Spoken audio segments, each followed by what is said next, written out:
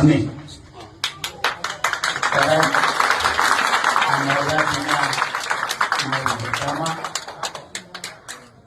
આ વિસ્તારમાં તો બહુ રમ્યો, કારણ એના આજુબાજુના ઘણા વિસ્તારોમાંથી તકલીફ હતી. હું આ દિવસો ભૂલ્યો નથી. તો મને થતું હોય કે પોતાને બધું ભૂલ્યો નથી. મેં જે સમાજની દશા અને દુર્દશા મેં જોઈ.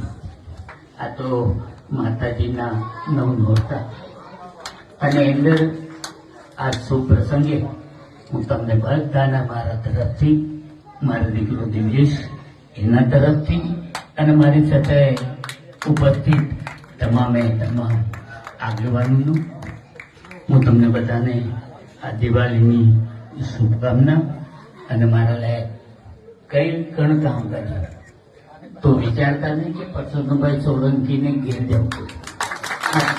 મારા બધાને આ મારું ઘર છે તમારું, એટલે અડધી રાતે બી હોકારો કર્યો ને તો પરસોત્તમ સોલંકી તમારો હાજર.